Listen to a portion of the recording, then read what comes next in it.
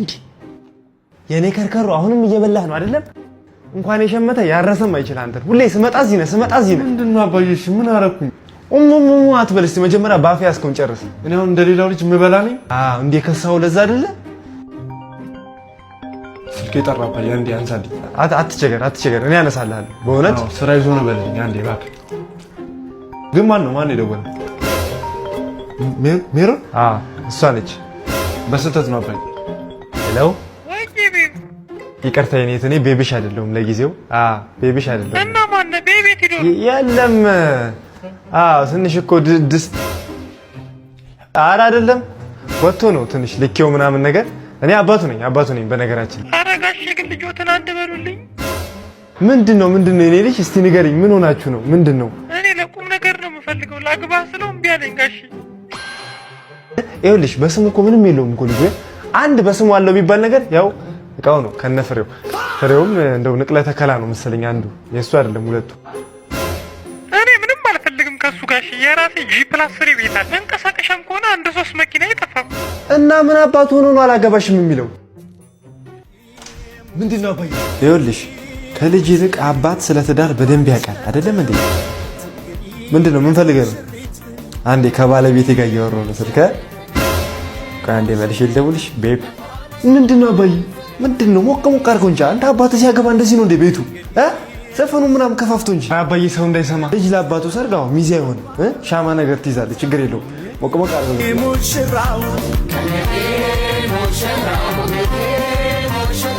እቺ ሴትዮ ምንድነው ከኔ ጋር ጸብ ነው እንደምፈልገው? የእድር ብር ወይ በጊዜው ያከፍል ወይም ቆይ እንደውም እደውልላታለሁ አይደለም እንዴ? የማን ስልክ ነው? የኔው ነው ወይ? ይሄ ተባይ መዝሙር አድርግልኛል ነበር እንዴ ያልኩት?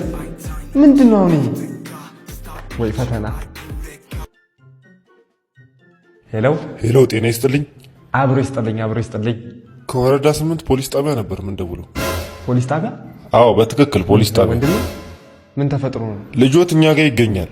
የእርሶ ልጅ በቁጥጥር ስር ውሏል። ልጆት አጅሬው ደግሞ እዚህ ተገናኘን። እኔ እኮ ማታመጣኝ ቦታ የለም ገና።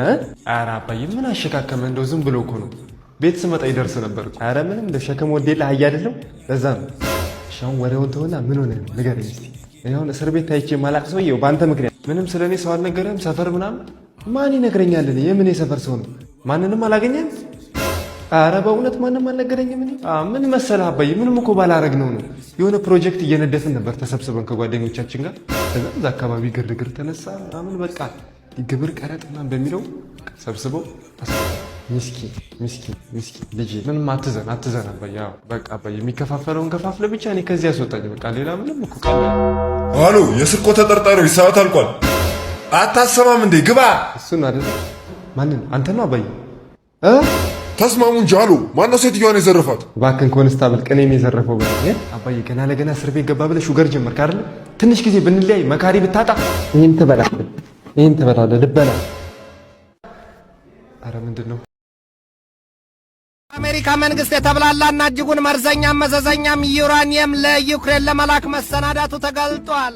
በዚህ ወቅት የሩሲያ ዘመናዊ ታንኮች በዩክሬን ጦርነት እሳትን በምላስ አሊያም ስለትን በላንቃ ሆነዋል ነው የሚባለው።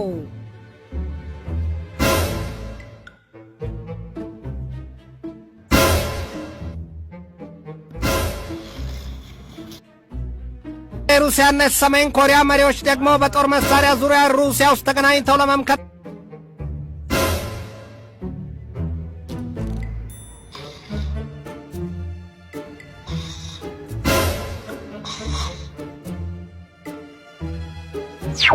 ወይ መብራቱ ጠፋ።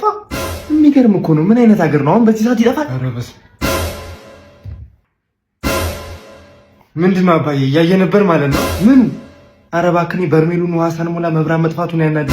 በርሜል ስለምንድን ነው የምታወራው አባዬ? እኔ ቆጣሪውን መብራት ሳንሞላ መጥፋቱ እኔ ኮሎኔል ነኝ የብልግና ፊልም የማየው እኔ የብልግና። ስለዚህ አይተሃል ማለት ነው አባዬ? እውነት ይኸውልህ እኔ የብልግና ፊልም የማይመስለው ከተሰማ ትክክል ነህ። ግን ችግር የለም ስሜት ይቋረጥ። ያንተም የመብራት ችግር የለም። እኔ ስተኛለሁ። ነት ወይ ምን አልሽኝ? አዎ ዓለም ላይ ያለው ጦርነት ትንሽ ጋብ ካላለ ከቤት አትወጣም ብሎ ፋዘር በቃ ይሄው ይዞኛል ነው እንዴ ይዞኛል በጋርድ ምናምን እና ብትወጣ ተባራሪ ጥይት ያገኛል ብሎ በቃ እንጂ አንቺን ለማግኘት ነው። እና ያ ላይብረሪ ተመረቀ ነው የምትለኝ? በጣም አሪፍ ዜና ነው አንተ የነገርከኝ። እንደ ሄደን እንመርቀዋለን ምን ችግር አለ? እኔ እንደውም ሰሞኑን ዲስከቨር ማድረገው የሆነ ጥናት አለ እዛ ጨርሰዋለሁ እንደው። ኧረ ቤቢ ሳልነግርህ ደግሞ ምንድነው እሱ? ፔሬድ እኮ ቀረ። ማን ይቀረው? ይቅራ ደግሞ ምን አባቱ ይቅር። እኔ እናንተ እንሄዳለን እንዴ እሱ ድሮም ላይብረሪ አይመቸውም። ችግር የለም እሱ የእውቀት ጸር ነው። እኔ እናንተ ሄደን እናጠናለን ችግር የለም። አሁን ቀልድ እንደታ ሰሞኑን ሆስፒታል ትወስደኛለህ። እንሄዳለን ምን ችግር አለ እንዴ? የት ነው ደግሞ የምትሄዱ? ኧረ አባዬ አቡሽ ዲኮር የጀመረው ስልጠና ጋር ነው እንሄዳለን ያልኩት። ስልጠና ልትሰለጥኑ እንዴ? አልሰማህም እንዴ አባዬ? አቡሽ ዲኮር ለወራት ያቋረጠውን የዲኮር ትምህርት አሁን በአዲስ መልክ ጀምሯል። እርሶስ ምን ይጠብቃሉ? አዳዲስ ባስገባናቸው እንዲሁም በተሟሉ የዲኮር እቃዎች ብቃት ባላቸው የዲኮር ባለሙያዎች ጥራት ያለውን ትምህርት ማግኘት ትችላላችሁ። ትምህርቱም በ2 ወር በ1 ወር እንዲሁም በ15 ቀን መርሃ ግብር የሚሰጥ ሲሆን ተምራችሁም እንደጨረሳችሁ ብቃታችሁን ማረጋገጫ ሰርተፍኬት የምንሰጣችሁ ይሆናል። ታዲያ በእኔ በኩል ለምትሄዱ ተማሪዎች ልዩ ቅናሽ ስለሚኖር ከታች በምናስቀምጥላችሁ ስልክ ደውላችሁ ቡክ ማድረግ ትችላላችሁ። ቻው በቃ ቤቢ እወድሃለሁ። እኔም ምን ጨርሶ አትወደኝም ማለት ነው? ለዛ ነው ማለት። እሺ ቶሎ በላ። እኔም እወድሻለሁ።